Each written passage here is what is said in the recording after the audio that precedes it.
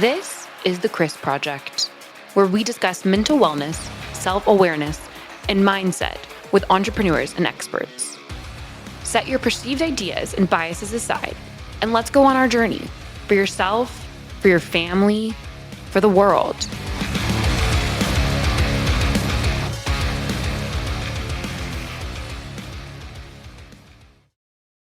Welcome to another episode of The Chris Project. I'm your host, Christian Brim. Joining me today, Devin Kearns. Devin, welcome to the show. Thank you, my friend. I'm happy to be here. So why don't you tell our audience who Devin Kearns is and why they should listen to him? You probably shouldn't. But, as we were just talking before we came on air, the primary reason you started this podcast and the essence of that, I feel a deep resonance with my passion for serving those who feel a call to create in the world, particularly in business, is something that I haven't been able to shake for myself, and today I haven't been able to shake in terms of service. And so what you're doing here and how you're serving through this dialogue and communication with people to hopefully bring a little bit of hope in some tougher times, and even when it's going well. How do we keep that vision going? So I've been an entrepreneur for 25 years, and I honestly don't know whether you want to. What's that? They haven't cured you yet? We haven't found the cure. I've taken a few pills here and there, but it seems to make it worse. Yes. Yes. Yeah, it's been I have this theory that there is actually some mental disorder that they will figure out that entrepreneurs have, but I don't know. I think it's a good theory. It's a different breed, right? I tell people all the time, it sounds good, particularly when you hear the end result of some of these stories. The overnight success, the person who all of a sudden just, wow, what a story. Oh my gosh, I can't believe it. But they have no idea that it was 10 years of absolute hell prior to that. And right. Yeah. I honestly don't know that needs to be the case. I think that is something that could change in our world, maybe a different pill, if you will, in terms of how we build things. I think that hasn't been in alignment, and why we build things probably more so. But I don't think I ever sought out simplicity. I never sought out simplicity, but I did find a way to build with ease. Well, you talk about the way people build things, and what resonates with me on that is I know for myself and talking to a lot of entrepreneurs, both new and experienced and many years of experience, this idea that, like, why are you doing what you're doing?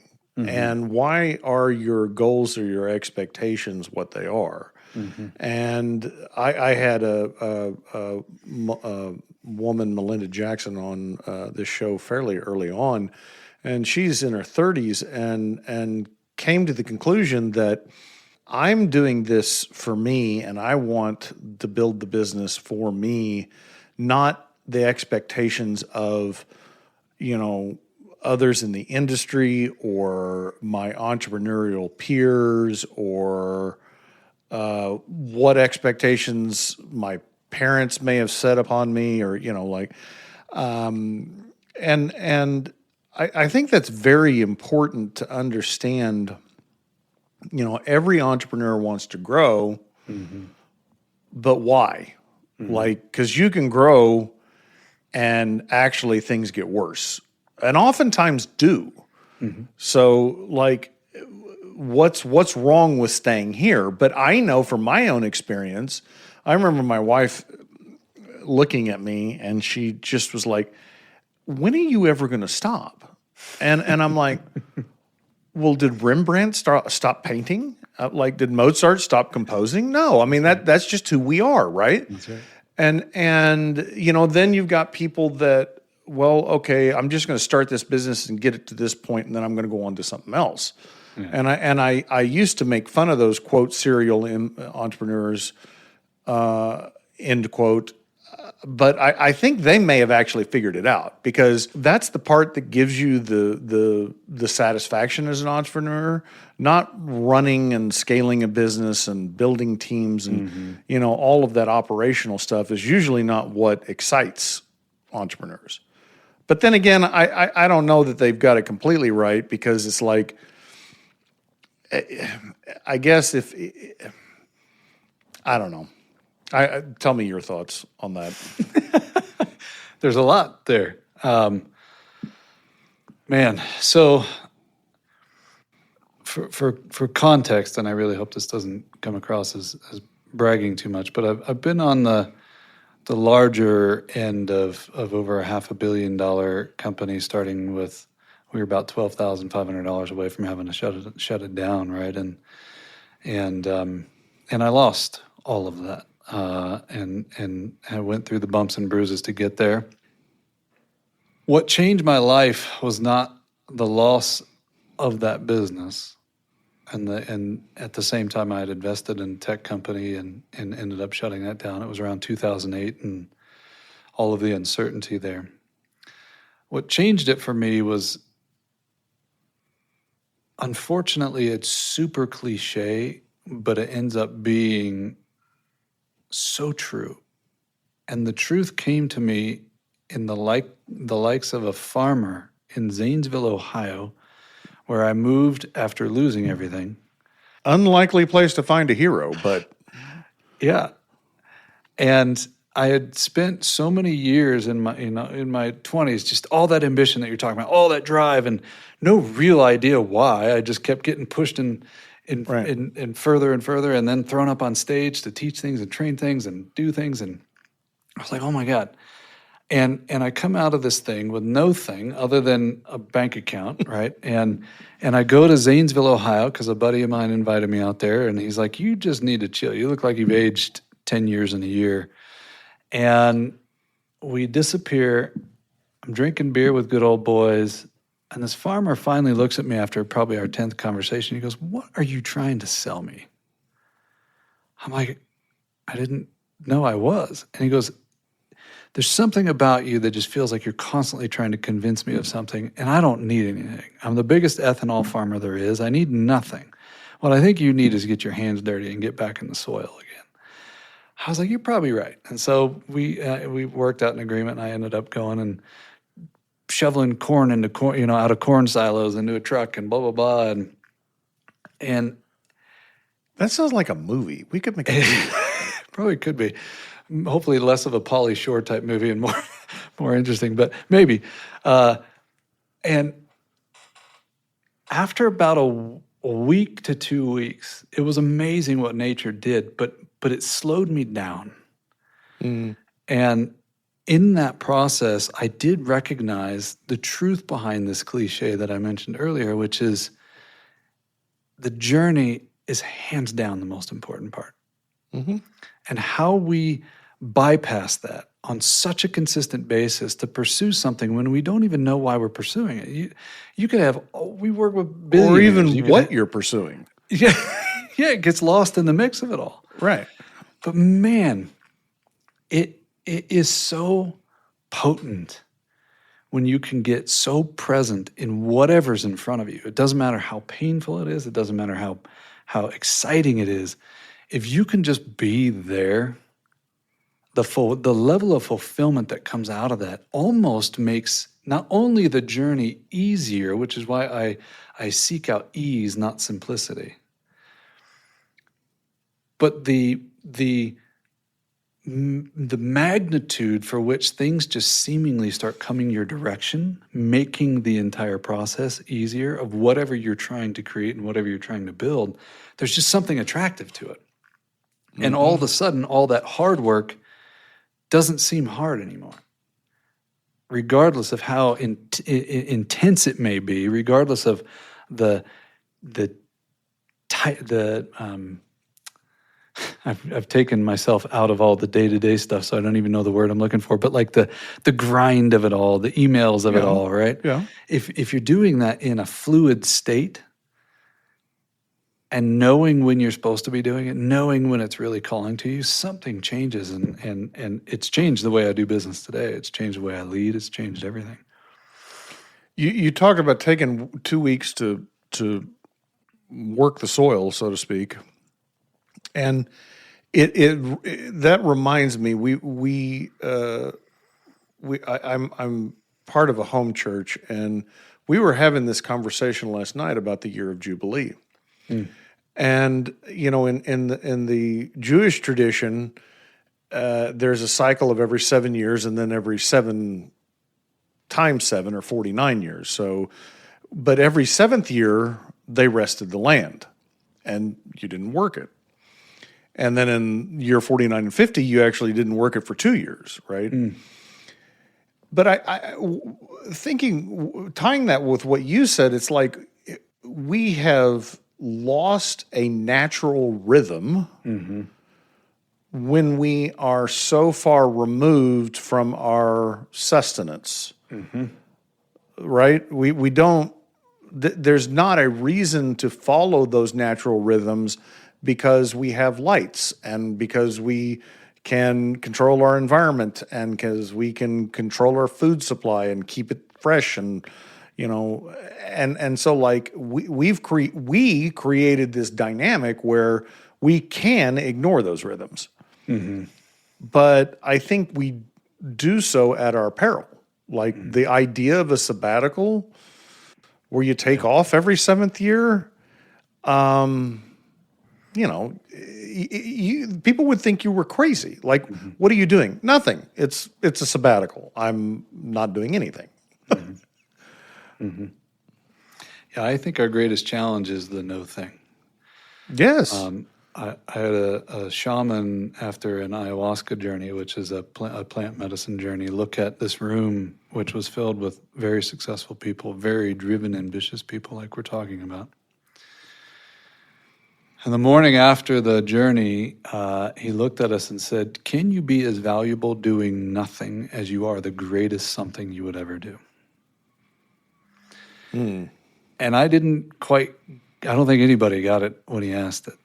But I could not get rid of that question, and that was about 4 years ago. And what I've come to realize is, for me, pursuing the preciousness of being alive,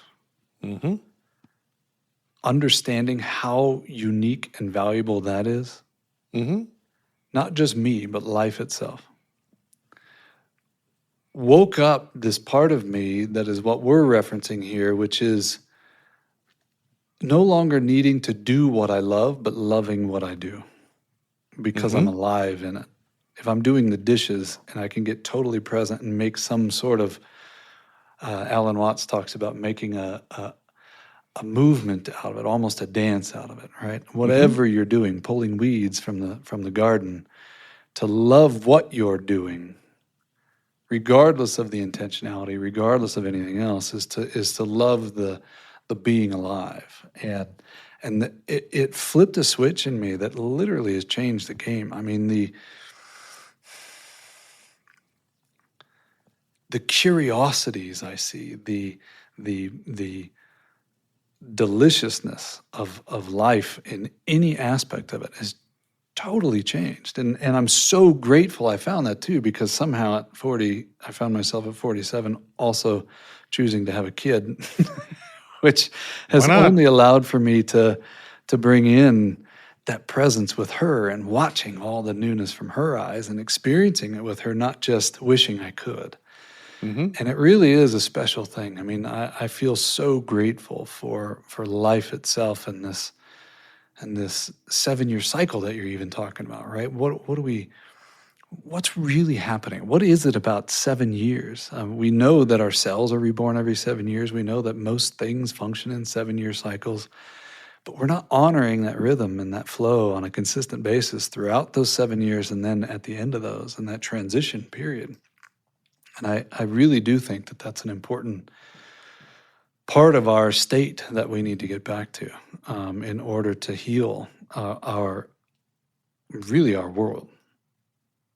I'm going to ask you a bizarre question. Well, maybe you won't think it's bizarre. Have you read any of the books by Carlos Castaneda?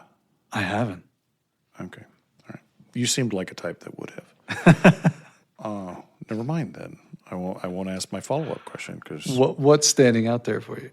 Well, I have a pressing question, and it's an itch in the back of my head that he called it, and I guess I could just go back and reread the books. I think that's where it was. That's the part of, like, if I knew the answer was there, I'd go ahead and go read them, but I'm not 100% sure. But there was this term of doing things essentially as if they were important or necessary, with also the understanding that they weren't important or necessary. Mm-hmm. And he had a word for that, or a phrase, and I can't remember what it was. And so that's I was going to ask you, but yeah, it has this word can mean a lot of things that a lot of people, like many words, can, but it has a surrendering nature to it. Yes, and I do think that is kind of a key to this journey, if you plan on creating anything, is finding that fine line between intent and it could come out as force or it could come out as desire without attachment or clinging. In the entrepreneurial world, I hear people so often say, "Oh, it's my baby," and I get really concerned for those people. Well, I've mentioned this on the show, a psychological study where they put 25 male entrepreneurs in MRI machines and showed them pictures of various things, and the parts of their brain that lit up when they showed them pictures about their business were the same parts of the brain that lit up when they showed them pictures of their children. So in some real sense, there's a hardwiring there. But I think, to me, it's kind of like it's part of your ego and it's part of your self-identity in the sense that, like, when you look at your kids and you're proud of them, or if you look in your kids and you're disappointed in them, you somehow see that as a reflection of you. Maybe not like, oh, I did that, but like, there is some resonance there that's my kid. And I think that's what it is. I think when they say it's my baby, they mean it. Like, I think they do mean it. Yeah. But, I don't think they understand the context. It's because I think there's a biological thing there. Yeah, I can feel that. I mean, we know that in the process of creating anything, whether it be buying a home or painting or building a business, we know that the actual process of that journey releases dopamine. We know that whenever we've reached the achievement of that or the end of that cycle, the dopamine stops, right? So yeah, we know it's a chemical reaction to the process of creating anything. The question is, are you raising a child or are you raising an adult? Right? Yes. And a self-sustaining adult who has been birthed into the world and given permission to shine and grow and learn about itself and expand has the potential for limitless capacity. A business, the same thing. Right. A child that has been controlled and not allowed to expand, we end up with adult children. Right. And we see a lot of that, unfortunately, and the same with business. And it doesn't matter. Yes. Like we measure business so much based on the gazillions of dollars it creates, and that's success. I measure it based on the holistic aspect. Well, I agree. I mean, because you get into a room of entrepreneurs, and it's the conversations are like, oh, we hit this sales level, or we've got this number of people, or we've got this market penetration, or no one asks questions like, well, yeah, but how many hours did you work, or how much profit did you make, or do you like what you do? Like, are you, how's your marriage, right? Exactly. There, and I said this also. I think one of my colleagues that was my inspiration, one of my inspirations was starting the show. He just received his doctorate in psychology. After his exit, he went back and got his doctorate in psychology. And he and I were talking about how business, the phrase he used was, entrepreneurs don't have very good coping mechanisms. And I'm like, yeah, I'd agree with that. Although I'd never defined it in those clinical terms. But then I followed it up with, and I think that a lot of times their businesses are their coping mechanisms. Like they become intentionally or unintentionally the way that they deal with all the shit that they don't want to deal with. And they create this universe where they're king, they're God, they can ignore the things they don't want to deal with. Yeah. Man, how often do we see that in leadership? Not just in business. I mean, we look at our political landscape right now. It's children fighting over the playground, and it's such a fascinating thing. And we don't know how to handle disruption, right? Whether no matter what side you're on, it's being disrupted right now, and it's amazing how desperately we all know it needs to change. But then the minute change starts occurring, we lose our minds and we cling and we control. And that happens in business too, right? We know we need to grow, but then I'm going to stifle all the growth and all of my people because it's not being done the way I need it to be done. And yes, or the leader. I mean, like I experienced this with myself. Is you can't completely turn control over because you're afraid, right? And if you're afraid, you do want to control things. It's not a natural response when you're afraid to release. It's not. Yeah, it reminds me of, to get a little woo-woo with you, but maybe less if you have, not you specifically, but if this audience has looked into quantum science on any level, right? We're beginning to really understand some things that are fascinating, particularly the idea that how we really are energy, and how there is a field of energy that is participating in this entire game, and maybe even a field of consciousness, right? And within that, there's this book that has really impacted me deeply. It's called The Gene Keys, written by now a dear friend of mine, Richard Rudd. And it's in essence, what is the consciousness coding within our DNA? Okay. That part's not relevant, but if you want to go explore it, go explore it. What is interesting is he points out in this one chapter, particularly about building business, and he talks about how the thread of fear or the thread of excitement or any level of energy, at its origin, that energy, however potent it may be, if it's fear particularly, that thread of fear is threaded through the entire company. So let's look at a nutritional product as an example. If I'm afraid I'm not going to be able to get this product out, if I'm afraid it's not going to be able to get manufactured, then I create all this force from a place of fear.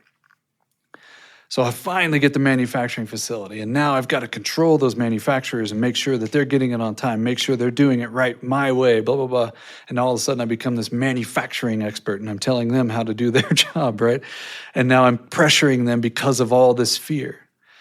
That product then goes into the market, and now the people putting it on the shelves are fearful of putting it on the wrong shelf or not getting it distributed or sold well. And now now the person picking up that product, regardless of how it was originally intended, if we understand that energy output perpetuates itself, we have built a world and business on fear, and then we wonder why the things we're consuming, the foods, the products, aren't working. And that's because there's a thread of this intensity and stuckness and fear within it all, versus if we weren't afraid of competition, if we were in this natural state of fluidity of that which wants to be birthed, and we looked at the energy of that, and we look at some of these companies that have come out that have really made it intentional in terms of how they want to build. It's fascinating to me when you look at it that way. What is it we're really consuming at the end of the day if everything really is energy, and we built a world based on fear? Gene Keys. So the gene as in Gene, and then keys. And it talks about the 64 codes of human consciousness, and it's a fascinating book. Have you read The Holographic Universe? I have not. I've heard about that. Was actually brought up the other day. That was, I want to say that was written in the 90s, so it's not new. My coach recommended I read it, and that'll bend your mind, dude. I don't know why. That just when you said woo woo, I was like, yeah. I mean, because that's the thing. I think as entrepreneurs, especially me, I tend to be more pragmatic and practical. And I think I for a long time dismissed the things that I didn't completely understand. Mm-hmm. And I kind of liken it to gravity. I don't have to believe in it. I don't have to understand it. I need to understand why it works. Why it exists. It just is, right? Mm-hmm. But I would never jump off my roof because I know gravity is real. There. Yeah. But I think in business, and really in business, to me, it comes down to the personal part, like your interaction with others, be that business partners, employees, vendors, customers, like the things that we don't really understand, we just tend to ignore. Mm-hmm. And, I guess you don't have to truly understand it, but you have to recognize that it exists, mm-hmm. and it's not just a law; it's a good idea. I mean, it's not just a good idea; it's a law. That's a law. Screwed up the joke. Sorry. There's I've put a lot of thought in this, particularly in something that is so important in our business, which is sales, right? Mm-hmm. That transaction. You can't stay in business without that transaction.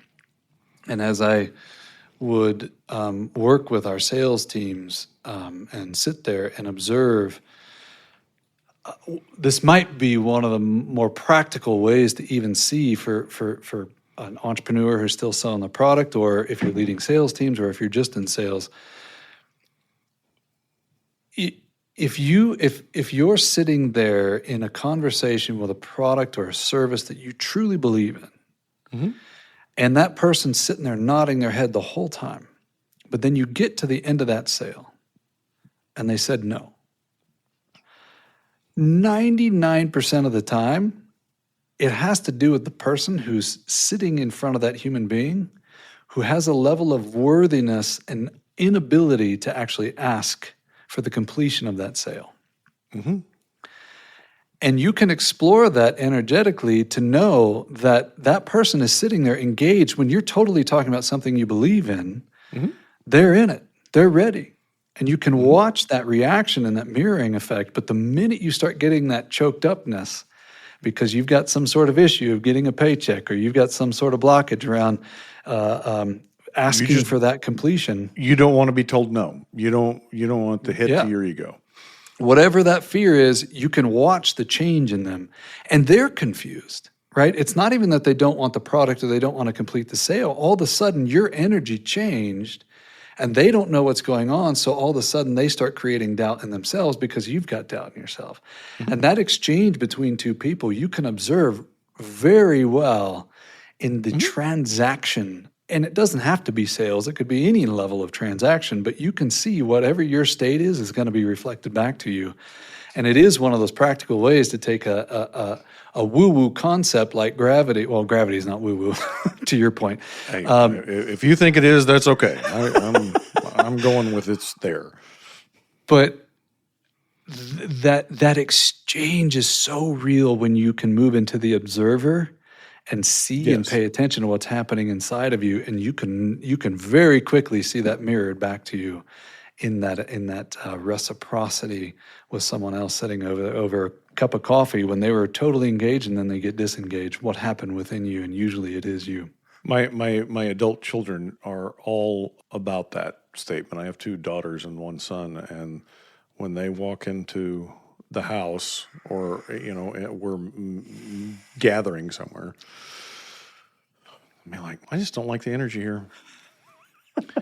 And I'm like, and at first I was like, what are they talking about? But then, moving to that observer, I'm like, yeah, if I came in and were in their shoes, what would I see, right? And like, would that be positive or negative energy? And I'm like, well, it's probably not positive. Okay, I get it. But I think it's I think, again, like I said, just because you don't understand it, you don't have to understand it, but you need to recognize that it exists, because it does affect things. And if you've got the Sunday scaries, when it's time to go in on a Monday, or you can't shut your brain off at 10 o'clock at night or on the weekends, you need to ask yourself some questions about your business, because that's not healthy. I don't want to say it's not normal, because it's probably more normal than not, but like, you don't have to be in that space, right? You don't have to be in a place where you're miserable. Mm-hmm. You can change that at any point in time. One of my favorite quotes from,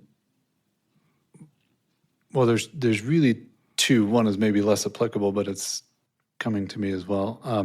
The first is from Henry David Thoreau in Walden Pond, which is, when one advances confidently in the direction of their dreams, they will meet with a success unexpected in common hours. And it is about this motion forward, no matter what's happening, that I think really creates this momentum. And if you can be in that motion and looking forward to that motion, you eradicate a lot of this stickiness that we're talking about. The second thing is, from Dr. Wayne Dyer. I would think I was 19 years old when I first heard this, and after, again, losing my father to suicide, I lost 6 other people within a period of 6 months, and I felt like I was at funerals for a lot of my teenage year. I heard this saying from Dr. Wayne Dyer, and it was, if you change the way you look at things, the things you look at will change. And that requires awareness, but it also requires a state change in your being, a willingness to create pause and reframe the way you're picturing the thing that's right in front of you right now, and moving out of that reactiveness. And it is not an easy thing to do, but it is a thing that can be practiced through time, through awareness, and eventually it just becomes a part of who you are. You start looking at things from multiple angles, and you can eradicate that reactiveness for the most part. It's not completely wiped out of us yet, but it can be. It isn't. And I think back about this book I recently read, What Happy People Know by Dr. Ken Baker. And he was a psychologist. He was one of the founders of Canyon Ranch, the spa resort in Arizona. Yeah. And it's a really great read because he's got some great personal stories, but then patient stories. But essentially, I'd sum it up as that like bad shit's going to happen. Like you can't avoid that. But you do have the choice of how you react to it, and whether you choose to let that defeat you, or whether you can learn from it. He calls himself an optimist, but he defines optimism of being in that. It's not some Pollyanna thing. It's when you have been at that. In his case, it was the premature death of his son. I think he was born early or something, or had a congenital issue. But he lost his son as an infant, and going through that and what he learned about himself, like at the. What he realized was, yes, his son was gone, but he could still feel that love for his son. Right? Right? And that going through that pain and learning that about himself, he then was able to say, as an optimist, that, regardless of what happens, I've got this. Like I can deal with it. Yeah, it's not expecting a good outcome. It's exactly that. It's understanding that I am in complete control of my state of being and how I want to perceive this moment, regardless of how dark it is. Yeah, I think that's powerful. So, what do you do now? Are you a coach? Are you a mentor, an advisor, an investor? What do you do as an entrepreneur now? Unintentionally, a lot of those things. The primary thing is my partner in life is also we've ideated these amazing companies and birthed them into the world. One is a media company. And then some major projects we're working on is some land trust entities. She's all about protecting land right now, and so she's created the Eden Nexus project, which is buying up a bunch of land and putting it into land trusts and using some of that land to make it sustainable. So we develop out portions of it for holistic centers, and some of the concepts are. Healed people heal land, healed land heals people, and how are we making this fully sustainable, both financially and for those participating in it, as well as the planet. And the media company is really an advocate for good. So it's Bloom TV, and we're rebirthing that. Not Bloomberg TV. Not Bloomberg, no. Right, okay. She originally, because of her passion for Earth, started out with this network for all things flowers. And that came from, she was a baker that had these edible flowers put in her baked goods, and just one thing led to the next. And all of a sudden you have this growing company that was incredible. And it expanded as we then partnered with this amazing humanitarian fund and these individuals who have been in my friendship circle for quite some time. And they're working on sustainable city development. They're working on sustainable housing developments, all of these sustainable projects, including agriculture and all these other things. So I'm intertwined within that. Predominantly, I'm the people guy, and always have been, in terms of developing leadership, or now a lot more spirituality brought into that, and some of these concepts that we've been talking about. How are we building differently so that we can have a holistic approach and healthy society, healthy families, and healthy world? And then I also, just to challenge myself, I put myself out on the Insight Timer meditation app, and I go live there a couple times a week in either leading meditations or leading some sort of discussion or contemplative space. And that has led to some coaching. I have my own resistance around that. I think we've got a lot of those in the world, and God bless them. I don't know that we need one more, but I've had a few people talk me into supporting them in their ventures and their business, and so I do that on occasion. And mostly, I'm with my daughter right now. I'm just loving How old being did a you dad. say she was? She's now 1.5 years. Oh, yeah, you got a lot of fun times. That's, Yeah. yeah. Mine just turned 31 yesterday, my oldest. wow. So, yeah. Yeah. That's amazing. It is incredible, and I through all of my mistakes and misstarts, I've always had the understanding that being my parents, being a husband to my wife and father to my children was the most important thing that I would ever do. And thankfully, I did a decent enough job of it that, as an adult, we still enjoy being around each other. I think Jordan Peterson used that as the litmus test: is if you were a good parent, you'll know it. If you have adult children, you want to hang around. Yeah. I'm very thankful for that. That I got that at least partially right. So That's amazing. Well, congrats, and I look forward to hopefully Oh, one you're day gonna have a being able to blast. say the same. Yeah. yeah, wait until she's 12 or 13, and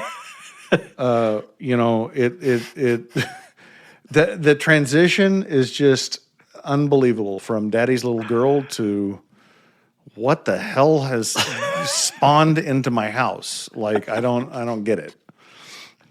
Yeah.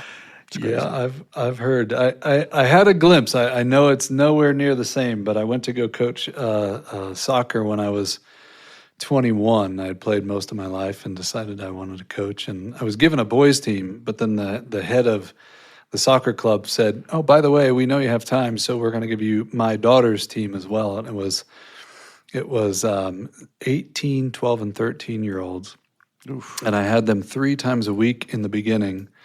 But I ended up staying with that same core 13 of those girls until they were 18 and 19 years old. And it was an extraordinary experience. And definitely towards the end of the journey, we were together almost 6 days a week for at least 2 to 3 hours. So I might have been spending more time with them in many cases than their parents were. And it was such an honor.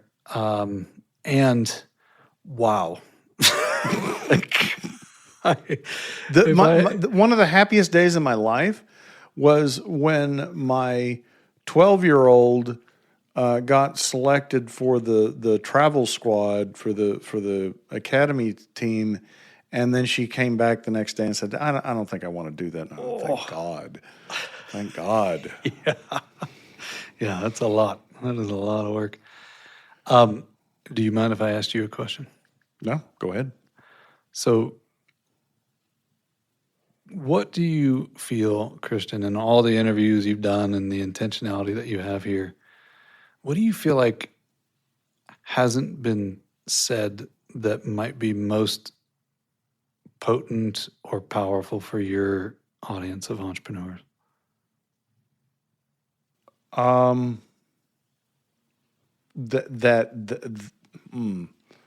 Well, nothing really rises to mind because we have covered a wide range, and I feel like I've been open and honest in my questions and answers. I think the thing that I would probably re-emphasize that I've said multiple times is the importance of community in this journey. Because it's real easy, I think, both by and I'm speaking mostly about men. Women don't have a tendency to have a problem with relationships. Like they gravitate to that. I don't. A lot of the men that I know don't, and they tend to pull inwards when they're stressed and isolate themselves. And I find that community of like-minded individuals, my tribe, if you will, has been very, very important. And I think no one should try to do this journey on their own. I think they have to have the humility to say, I need to know more. There's stuff I don't know, and I'm willing to raise my hand and ask the question and sound stupid. So what do you feel like you need within that tribe? Because it feels more intentional than just a friend group. Oh yeah, no. I've been a member of Entrepreneurs Organization for 14 years, and that's my primary tribe. Although I'm cultivating a tribe within my business of other business owners, and I think it has to have some common values.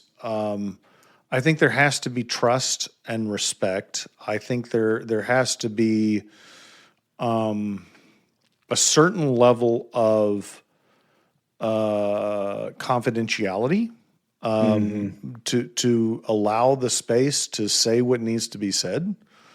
And again, that I think that in EO we call it thirst for learning. I think it's more of like the beginner's mindset. Like, even if you have a lot of experience, you understand that there's more to learn. Like when you get your black belt in a martial art, that's when you really start to learn. That's not, you didn't reach perfection. You just now have the ability to learn.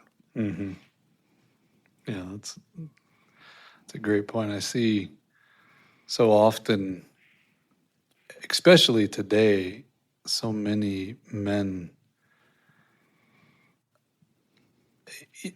if I were to explain it in terms of a feeling, it feels trapped. Yeah. Oh yeah. I mean, and I could go off on that. I don't know. We have time on that. I think there is an identity crisis that, and I don't want to go too far political, but to me, it's like men don't know what it means to be men, right? And to me, that is from a spiritual context, from a Christian context. But even if you wanted to just look at it from a secular standpoint, like, how biologically you're hardwired, right? Yep. I think a lot of men are trapped because they don't know who they are, and they don't know what they're supposed to be, and society doesn't help that. Like they're confusing it more. Trapped would be a good word. We're missing. I come from the space that if I looked at the world and the level of greatness that's out there, the level of incredible things we've accomplished, but more so now than maybe what I've seen in my years. This idea that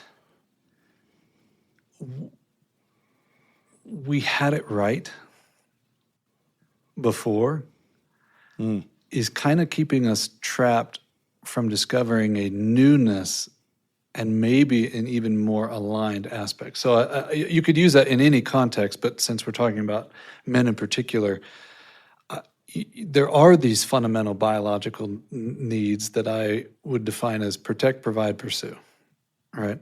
Well, you nailed them. And the provide part is the one I feel so many get hung up in. And you see it often where, women are kicking butt right now in business and life for the most part, going to college more than men are, everything else, right? And when a man encounters a woman who is maybe earning more or really discovered her niche in the world, he has a tendency to not only internalize that, but shrink around that because he feels like the outcome of providing is only related to the dollar amount. Mm. And man, what a misconception that needs to change. Yeah. The real ask is to create this pillar of stability, to be this pillar of strength. And you don't, Yes. that has nothing, I mean, you could be a billionaire and weak. We see some of that. There are some of those. and we see some incredibly passionate, spiritual human beings who don't have a lot, but they are pillars not only for their family, but they're pillars in society, right? And what's the difference between those things and which one is providing more? I dare to say the pillar who has a level of strength, providing a level of safety and security for those around them, particularly their family, is projecting a lot more into our world and creating a lot more stability than the person who's got $50 million sitting in a bank, Oh, yeah. but has no idea what to do with it and running around like a hamster on a wheel. Yes. And, I have to say, as a matter of fact, we were talking about this in our home church last night as well, that there's a lot of things around Yeshua Messiah, and I use that term because I people hear Jesus and they get they label it, and so I just do that to kind of short circuit their thought process. I am talking about Yeshua Bar David, good Lord, Joseph. He was the antithesis of what everybody thought was strength and power. Yep. Right. And we, as modern Christians, still bump up against that because to emulate, to truly be a disciple of Christ and walk in the way is antithetical to the world still. It is not about power, money, influence. He owned nothing. He didn't have a permanent home. He didn't, and people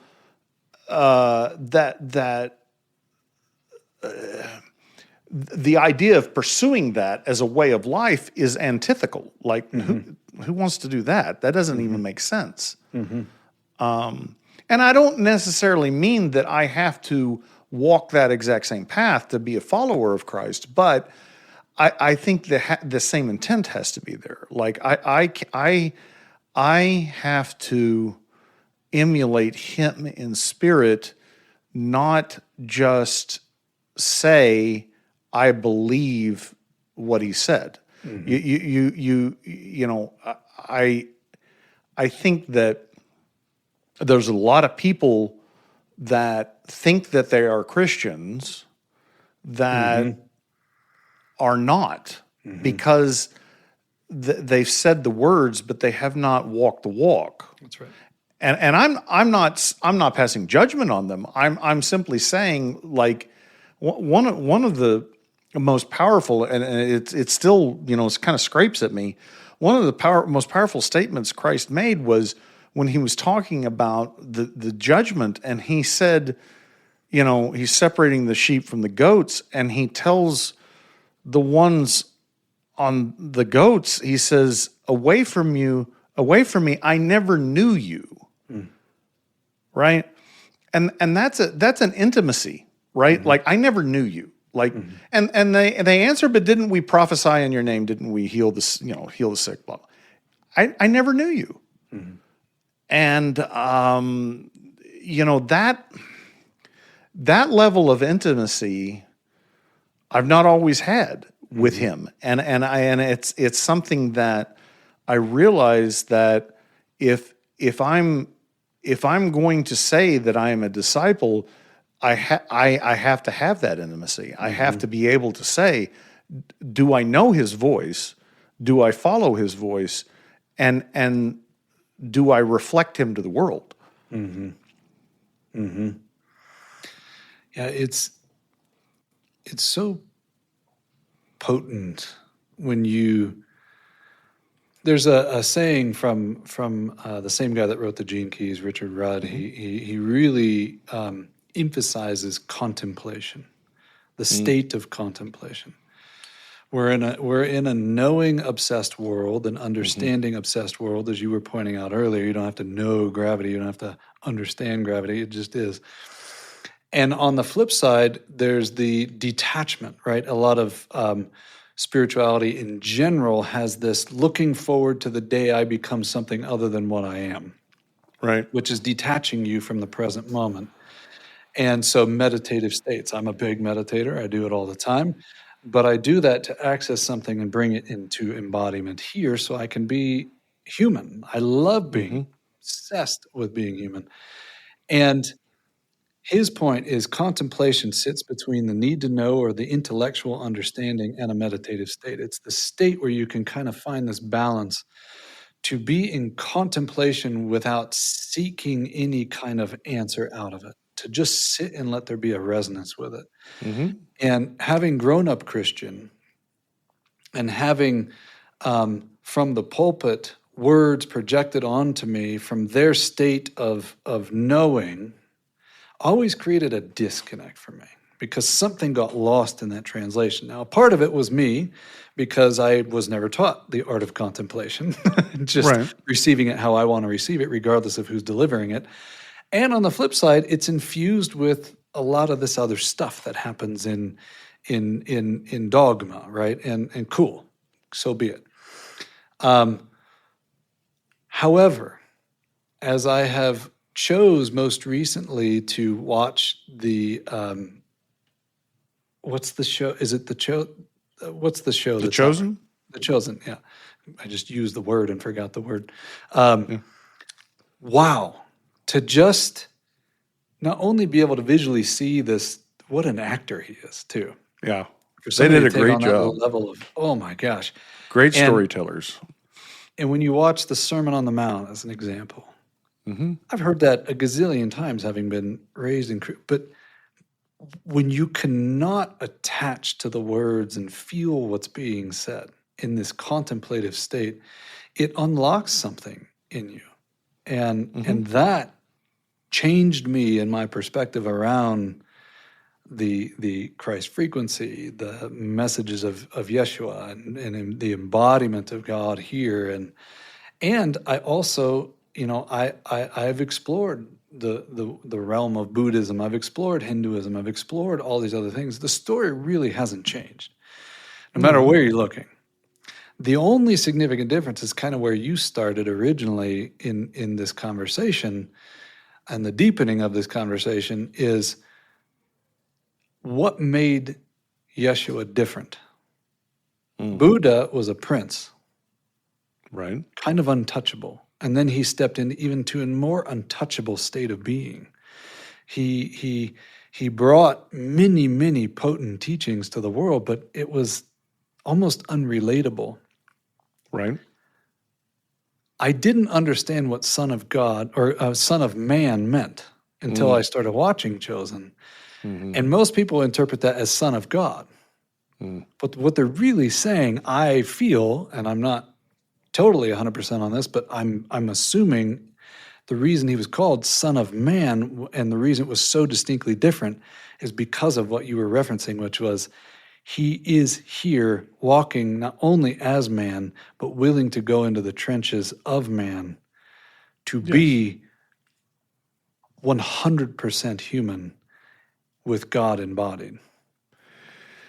There was a beautiful song I heard just yesterday. I'd never heard of it, and I don't know if it's new or not.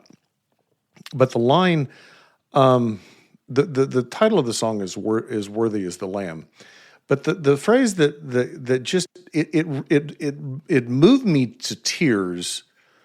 I listened to it 3 times yesterday, and it moved me to tears all 3 times. And I'm going to get it. I'm not going to get it completely right, but it's essentially laying down his crown, washing my feet, and knowing my shame. And that intimacy is what you're referencing, like that like yeah. It's real. It's palatable. I can taste it now, and I in my disconnect, in my rebellion from all of it, I pushed it away, and I didn't quite get it. But to be fair, I've explored so much. Right, I've done almost 40 ayahuasca plant medicine journeys, hundreds of psilocybin journeys. I've been to places I do not understand, and I've embodied this planet really, really deeply, and this experience, and it's created this resonance in me that actually has brought me closer to something that I grew up with. And I was like, it was right there the whole time. It was amazing, and thank God for all of it. I look at this practically, right? Let's assume not everybody listening here is religious or spiritual or Christian, or maybe they've been like me for years and pushing most of that away. Entrepreneurship isn't significantly different. Tell me more. Think of all the intangible things you cannot see that you just know are there, that have to take place. And it is delusional for somebody to want my product or service. Yeah. It's completely delusional. And we started there, right, in this conversation. Yes. The idea that I'm going to create something that somebody else wants should be so improbable statistically, let alone creating any level of success on it. Because why would anybody give it a you-know-what about me or the thing I'm creating? Right. But somehow, some way, I have enough belief that they will to then get me to spend endless hours creating this thing out of nothing, Correct. to then not know who's going to buy it and bring myself out into the world knowing somebody will enough times to get to that person who does. Yes. That requires a level of faith that Yes, it does. it doesn't feel too much different than believing in something that we can't see, feel, or hear until you get there. Yes, and that's kind of what I would agree, that everybody has faith in something. Yeah. I mean, You have to. yeah, no one operates in this world without faith. Yeah. You wouldn't walk out the front door. You wouldn't get out of bed. No. Yeah. And so much of it is subconscious, right? Because if we thought about the actual odds of trusting, I was walking with my partner, Monica, the other day, and we're walking across the street. I'm pushing my baby across a busy street from the park to our home. And I'm sitting there going, wow, do we have a level of trust? That Sure. a light going from one color to the next tells all of those people in these 1-ton vehicles that and I'm willing to trust Step that they're off. going to. Yes. That is mind-bending when we really think about that. It's 100% correct. Yeah. Yes. Yeah. Well, Devin, I feel like we could go on for another hour, but we can't. Maybe I'll have to have you back on the show. How do people get in touch with you if they want to learn more?